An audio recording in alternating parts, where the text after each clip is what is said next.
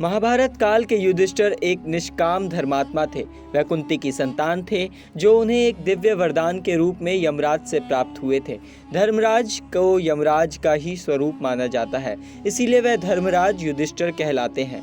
ऐसे में चलिए जानते हैं कि आखिर महाभारत के युद्ध की समाप्ति के बाद युधिष्ठिर सहित अन्य पांडव का क्या हुआ। पौराणिक कथाओं के अनुसार महाभारत का युद्ध समाप्त होने के बाद पांचों भाई और द्रौपदी हिमालय की ओर स्वर्ग की ओर निकल गए थे।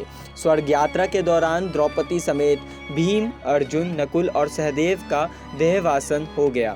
अंत में केवल युधिष्ठिर और एक कुत्ता, जो यमराज के दूत का स्वरूप था, केवल वही जीवित बचे और स्वर्ग तक पहुंचने में सफल रहे। जब युधिष्ठिर स्वर्ग के द्वार पर पहुंचे तो वहां उनकी मुलाकात इंद्रदेव से हुई। इंद्रदेव ने युधिष्ठिर के सामने यह शर्त रखी कि तुम जीवित अवस्था में ही स्वर्ग में रह सकते हो, लेकिन इसके लिए तुम्हें इस कुत्ते को यहीं छोड़ना होगा।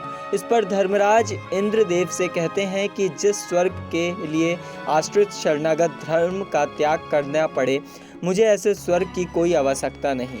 तब यमराज के दूत अपने असली रूप में आ गए और युधिष्ठिर ने शरीर के साथ ही स्वर्ग में प्रवेश किया। स्वर्ग में उन्हें एक दिव्य देह की प्राप्ति हुई।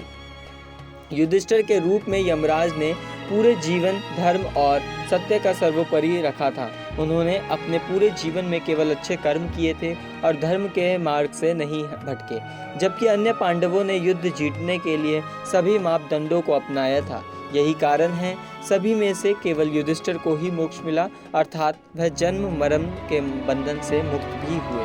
फिलहाल इस जानकारी में इतना ही। मेरा नाम प्रवीण उपाध्याय है। आप देख रहे हैं नेक्स्ट टाइम स्पिरिचुअल।